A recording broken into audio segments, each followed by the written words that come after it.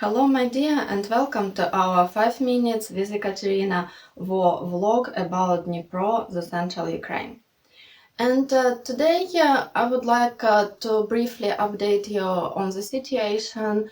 It is spring already, and we can confidently say that this year the attempts of Russia to fail the energy infrastructure and the bombings of the infrastructure, which were specifically difficult during the whole January and the half of February, they all were not successful, and Ukraine survived the winter much better than we have done the previous year. Regretfully, the bombings did not stop even in the second half of February, and I already reported that the drone, Iranian-Russian drone Shahed, it hit the residential building in Dnipro, killing 3 people there. And regretfully, the similar drone recently hit the residential building, multi-story building in Odessa, where 10 people died, including 3 children. The youngest was a baby of a few months old, and this is a great tragedy for the whole country. So what Russians do now, they just terrorize the civilians with their drones.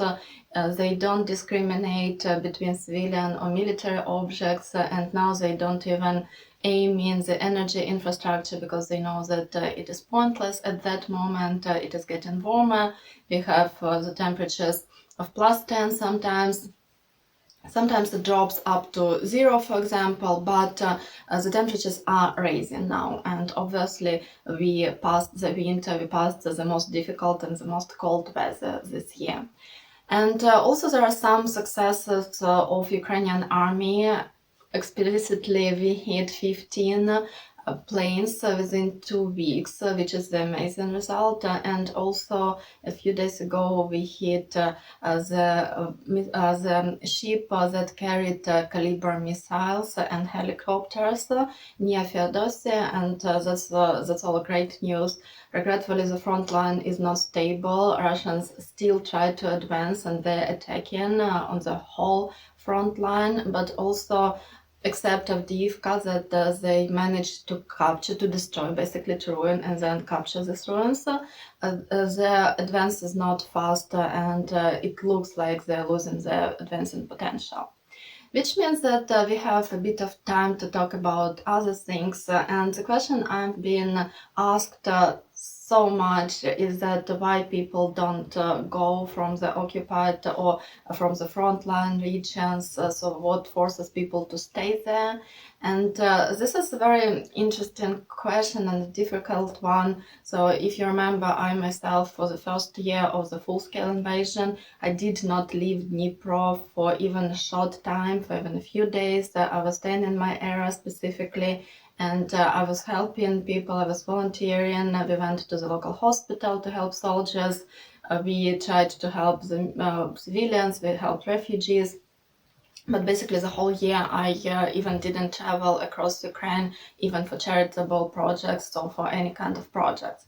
And so from my personal experience, at that moment, especially in the very beginning of the invasion, it was safer to stay at home than to flee, because it was a big uncertainty and there was the criminality on the roads, a lot of scammers, a lot of people were trying to do the same at the single moment, and also for my older relatives, it would be impossible to spend nights in these conditions, in the cold conditions. It was February, 24th of February, and basically that's why it was safer, just safer to stay where you are. But also I wanted to help my country, and I wanted to contribute into to the victory, to the resistance. I didn't want Russians to capture my city, and I saw a lot of people doing the same thing. It was big uplifting, and we felt that we can actually do something and not let Russians in the city. So that was my personal motivation of not leaving the city, and it was first of all safer to stay, and also secondly I wanted to participate, I wanted to help, and I wanted to kick Russians off my land. That's something that I still feel, and that's why I'm still helping, despite everybody's tired of war.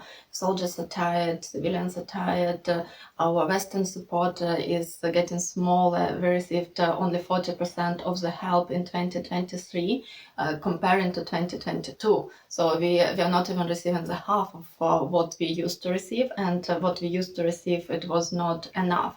So everybody is tired, and Western governments are tired and don't want to help us anymore.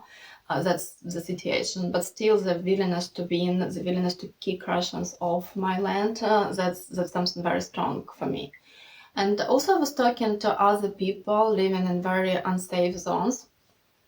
And we should not forget that some of these people are actually pro-Russian. Regretfully, in Ukraine still, after 10 years of the war, we have pro-Russian people. And we have traitors in the government, in the top government as well. I was listening to Hristo Grozev, who promised that soon enough we will hear the names of Ukrainian officials whom they discovered, who still work with Russians, who basically betrayed their country. And of course, when we talk about this huge amount of people who are actually going to betray the country, there will be some civilians as well. It wouldn't be only officials in top positions, or it wouldn't be only people in military, in the special services. It will be less small people. I'm not saying small in terms of that they are not important. I'm saying small in terms of their positions in life and in terms of their decision-making process. And some people, especially older generations, they feel nostalgic about the Soviet Union. They think that the pensions in Russia would be higher. And the most of the reasons why people in this line of fighting wait for Russia is basically that they want more social guarantees and more social help than they think they receive from Ukraine. So that's economical, the biggest issue. And also there are some families with younger people, with people of my age, who have men, and also under the Russian propaganda. Regretfully, in these areas where we have the military actions now, the majority of population is Russian speaking, and they have access to Russian propaganda. Even in Dnipro, my friend sends me things that she believes are genuine, and then I see with the help of OSINT or some OSINT analytics, they show that they are coming from Russia, and it's proven. So the source is proven and it's fake. So even fakes in Ukrainian language are accessible further in Ukraine.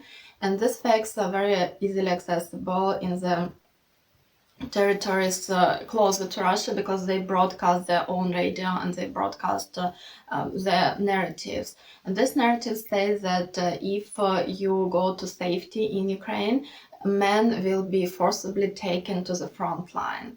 And that's a narrative which is not true. Not all people, not all men are conscripted to the army. And this is something that Russians manipulate with.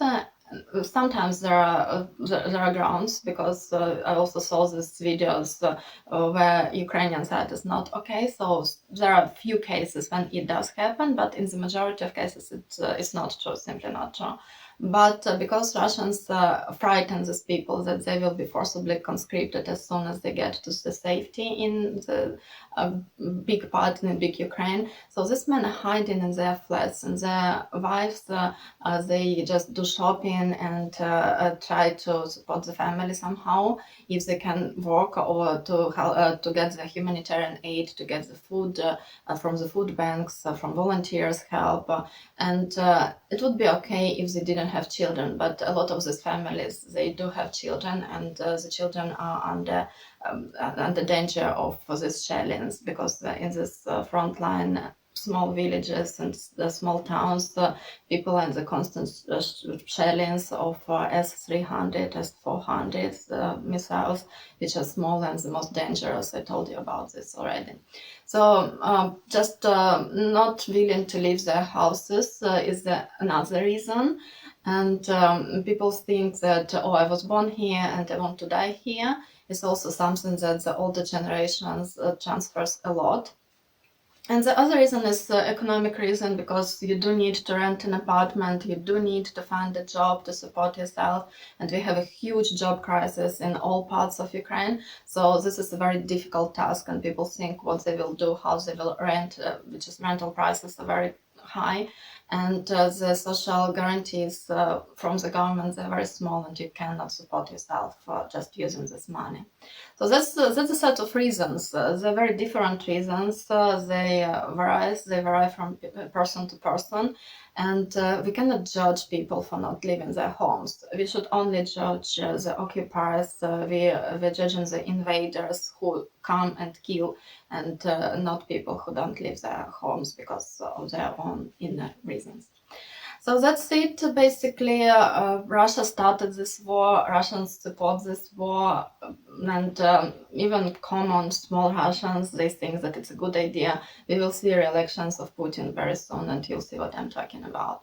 And regretfully, we do need to fight, we do need these weapons, we do need international support in order to stop Russians from moving, from killing more people, and we only can do it if everybody is trying their best in their places, trying to talk to friends, to relatives, putting Ukrainian flags in their avatars in social media, basically transferring the idea that the good should win in this war, and the Russia should be just put in its place and should be punished for what they've done. So that's it. That's my message for today. Thank you for your support. Thank you for staying with me, and I hope to see you very soon in better circumstances. Goodbye for now.